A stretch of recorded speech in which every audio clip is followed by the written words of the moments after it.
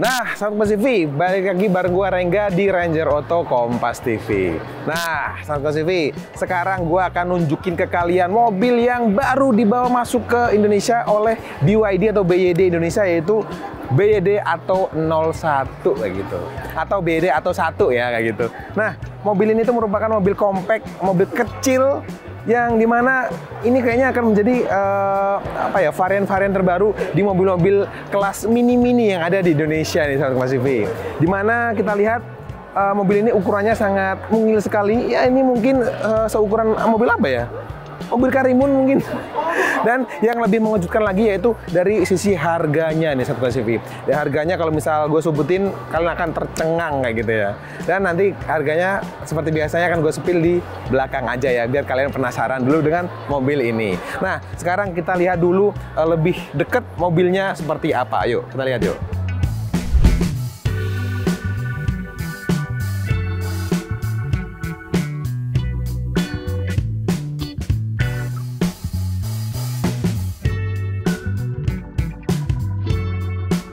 Nah, Sahabat Kompas TV, ini dari sisi depannya nih ya, dari BYD atau 1 ini. Dan di depan seperti biasa mobil listrik, dia nggak ada grill sama sekali karena dia tidak butuh pendinginan.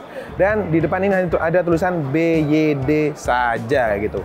Dan lagi-lagi gue lihat mobil ini dimensinya kecil, mungil, terus simple, gue suka banget kayak gitu. Dan di sini ada 2 buah lampu yang dimana dia udah full LED semuanya, dan juga ada LED proyektor di bagian depannya gitu. Mantap. Dan mobil ini tuh cukup kencang ya, di kelas atau di bentukan mobil seperti ini dia cukup kencang. Dia bisa melaju sampai dengan 130 km per jam.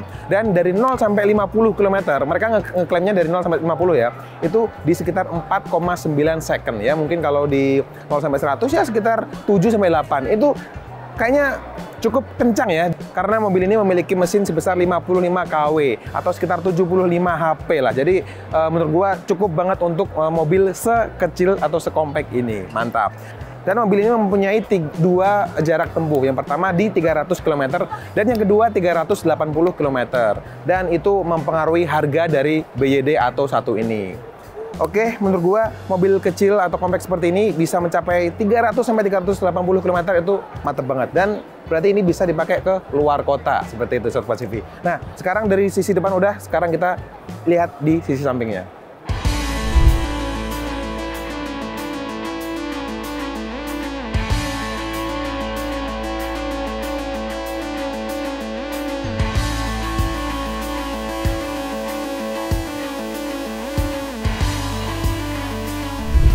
Dan sekarang gue lagi ada di sebelah kanan atau di sisi samping dari BYD atau 1 ini, Sahabat Kompas TV. Dan di sini dia apa ya? Clean, kayak ya udah ada kaca doang, terus habis itu di bawahnya ada handle yang dia serata body, meskipun dia ada bolongan atau cekungan, dia serata body. Itu gue seneng banget, dimana itu akan menambah aerodinamis dari mobil ini ya. Jadi nggak ada tonjolan-tonjolan gitu loh. Cakep, BYD. Terus habis itu di bagian belakangnya, dia jendelanya langsung ke belakang kayak gini. Dan dia ada kayak garis-garis yang kayak ada maknanya gitu. Nggak yang asal tarik aja gitu. Cakep. Sekarang kita lihat di tempat pengecasannya nih, Sahabat Kompas TV. Kita buktiin kalau dia bisa AC dan juga DC. Tuh, lihat kan? Ini bisa AC dan juga bisa DC. Bisa fast charging dan juga bisa slow atau standard charging kayak gitu ya. Jadi bisa apa ya, dipakai terserah, kalau misal kalian pengen yang cepat bisa, yang standar juga bisa. Mantap. Dan yang spesial lagi, Sahabat Kompas TV, mobil ini bisa V2L atau Vehicle to Load. Jadi bisa kita jadikan mobil ini sebagai supply energi, atau bahasa gampangnya kita jadiin genset untuk kita kegiatan outdoor maupun rumah kita gitu. Jadi cakep banget, mobil kecil udah bisa V2L atau Vehicle to Load. Cakep.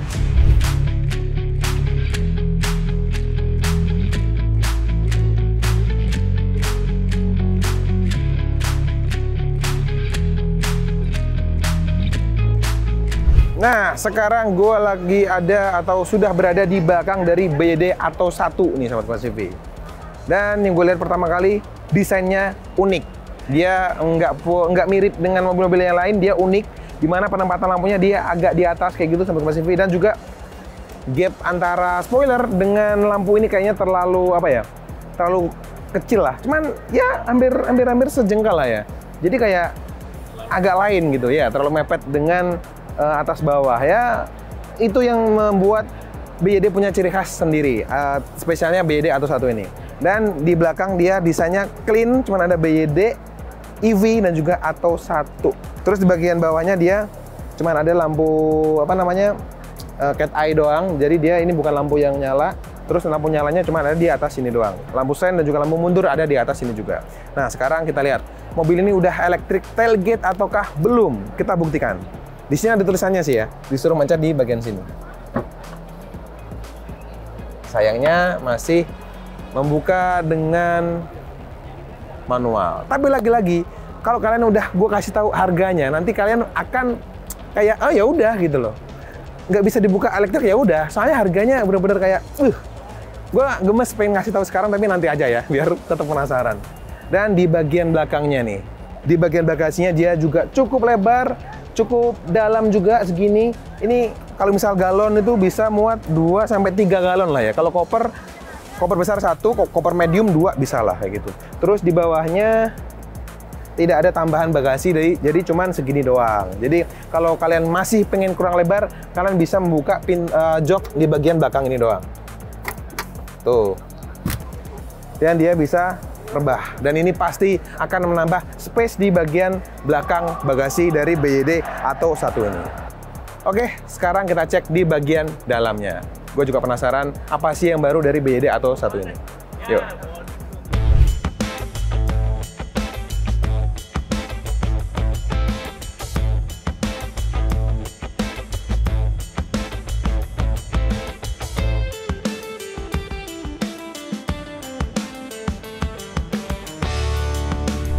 Nah, sahabat Kompas TV, sekarang gue udah ada di dalam mobil BYD Atto 1 ini nih. Dan pertama kali gue masukin ya, ini adalah mobil yang compact, mobil yang kecil. Jadi kayak ya pandangan cukup terbatas, cuman masih oke.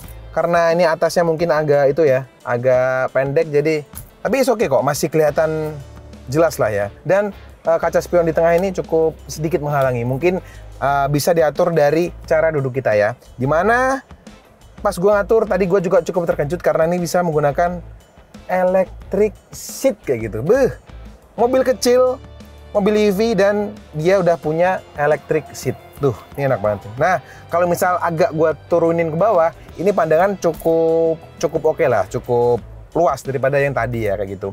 Semuanya di sini simple, warnanya juga tutun, cuman senada kayak warna hitam dan juga warna abu-abu ini, cakep. Dan di setirnya ini ada cruise control, juga ada audio steering switch-nya. Wow, mobil kecil, mobil apa ya, mobil compact dia udah punya cruise control. Ini mantep banget ya gitu. Dan di depan gue udah ada 2 layar. Yang pertama layar head unit yang berukuran sekitar 10 inci. Dan juga ada sebuah layar di depan gue ini sebagai apa namanya, speedometer kayak gitu ya. Dan menurut gue ini oke, cuman nggak yang bagus banget, nggak ya. Jadi di tengahnya ini mungkin bisa digedein lagi atau mungkin menyesuaikan dengan dimensi kendaraan ya. Jadi kayak 10 inch aja mungkin cukup kayak gitu.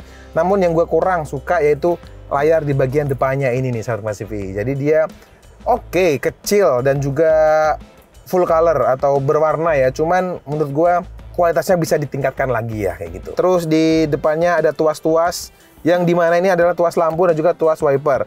Jadi transmisinya dia nggak pakai tuas, dia transmisinya di mana yo? Di sini. Dia transmisinya pakai agak unik juga nih. Desain luar unik, desain dalamnya juga unik. Transmisinya dia pencetannya ke bawah gini nih, tuh. D untuk ke bawah, R ke atas. Ini cukup unik. Lagi-lagi mobil ini unik, memiliki desain yang unik. Terus di bawahnya ada AC-nya. AC-nya nggak di sini karena di sini dipakai head unit. AC-nya ditaruh di bagian bawah. Cakep. Terus AC-nya dekat dengan wireless charging, dimana kalau misal kita kan biasanya kalau wireless charging agak panas HP-nya ya, jadi bisa diarahin ke bawah gini ventilasi AC-nya, jadi bisa mendinginkan HP kita yang sedang di charge kayak gitu. Mantap. Yang gue rasain lagi sahabat Kompas TV yaitu kursinya. Kursinya dia ini pakai mode ala-ala bucket seat ya, semi bucket seat. Jadi kayak dia sporty, kecil tapi sporty ya. Terus di sini ada penyangga apa namanya, panggulnya tuh. Meskipun ini mobil bukan buat ngebut ya, cuma dia ada penyangga panggulnya ini. ada lumbar supportnya. Cakep juga ya. Gue suka sih desain kursinya ini, meskipun dia headrestnya nggak bisa di adjust lagi, ya fix lah, kursi pocong lah kayak gitu. Cuman oke, desainnya bagus, cakep. Terus habis itu di sini untuk windownya atau kacanya dia auto di bagian semua dong. Oh, tapi untuk yang sisi kiri dan juga belakang dua itu hanya auto turun saja. Jadi naiknya harus dibantu dengan tangan lagi. Kalau untuk sisi pengemudi, dia naik turunnya sudah full otomatis tuh. Cakep. Dan kalau untuk bahan-bahannya, dia ini semuanya tok-tok. Di sini ada bludru dikit, cuman cukup apa namanya? Cukup keras juga, nggak yang empuk-empuk banget, cuman ya oke. Ini disentuh juga udah enak kok. Mantap. Dan di sini mobilnya ini kecil dan dia tidak punya sunroof. Jadi atasnya buntu ya, kayak gitu. Jadi dia nggak ada sunroofnya. Tapi oke lah, mengingat ini mobil kecil dan juga harganya kayak gitu. Jadi ya menurut gua worth it sih ya. Oke, terus sekarang kita lihat di bagian belakang. Kira-kira apa sih yang ditawarkan dari BYD Atto 1 ini? Yuk. Nah, sekarang gue udah ada di baris kedua dari BYD Atto 1 ini nih, sahabat Kompas TV. Dan pas gue masuk pertama kali yang gue rasain ini oke. Ini nggak terlalu sempit, ini juga nggak terlalu lega, jadi oke lah, standar lah ya. Terus headroom segini, kalian bisa lihat sendiri. Tinggi gue 175 cm ya, jadi kayak ya headroom segini. Terus kaki ya ada kali segini lah ya, kaki segini. Terus kaki bawah juga bisa masuk ke dalam, jadi oke, masih apa ya, masih nyaman lah kayak gitu.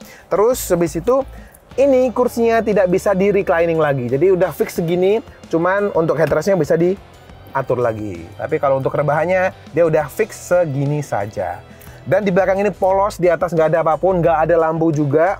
Terus kisi-kisi AC juga tidak ada di bagian belakang. Colokan juga nggak ada, cuman ada di bagian depan.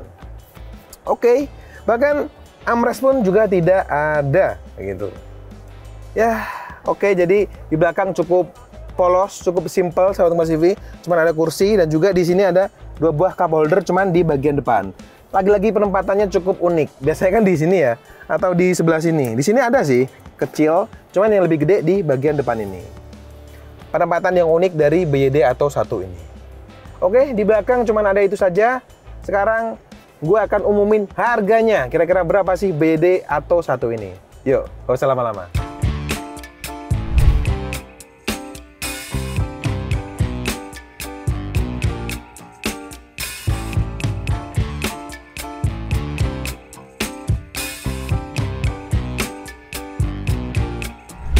Nah, Sobat Kompas TV, itu tadi review gue tentang BYD Atto 1 ini di bagian luar dan juga di bagian dalamnya. Kira-kira gimana? Mantap nggak?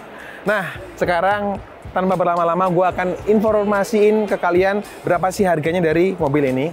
Nah, mobil ini tuh mempunyai 2 tipe ya, dimana dia yang mempengaruhi itu jaraknya. Yang pertama, dia jaraknya di sekitar 300 km, itu dijual dengan harga 195 juta rupiah on the road.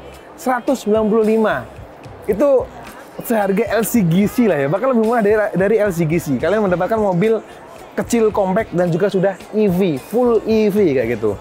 Dan yang kedua itu di jarak 380 km, hampir 400, mereka dijual dengan harga 235 juta rupiah on the road.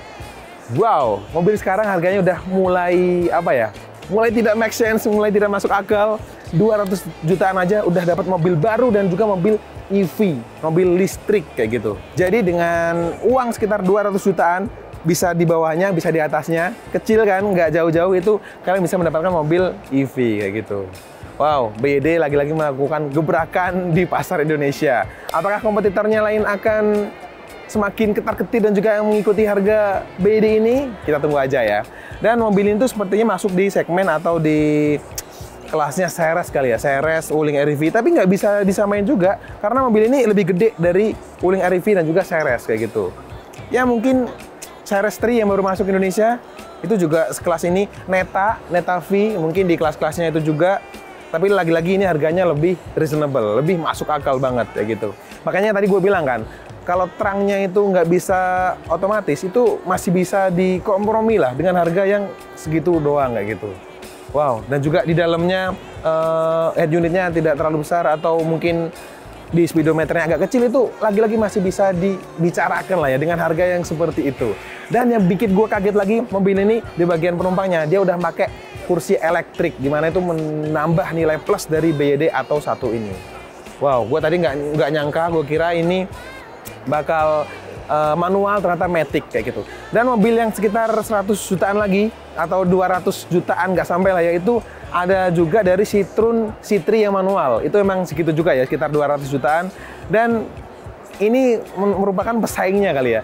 Kalau Citroen kan dia pakai mesin ICE atau bensin, dan ini dia udah menggunakan EV. Tapi dua mobil itu yang cukup ramai di pasar Indonesia saat ini.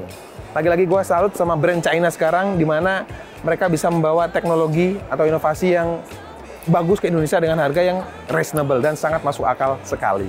Mungkin segitu dulu review dari gue sama Kompas TV tentang BYD Atto 1 ini. Kalau kalian suka, jangan lupa klik like, komen, dan juga subscribe channel YouTube Kompas TV. Dan juga follow Instagram dan juga TikToknya di ranger.auto. Kita akan update semuanya di situ. Oke, sampai jumpa di video gue selanjutnya. Gue Rengga, gue cabut. Dadah!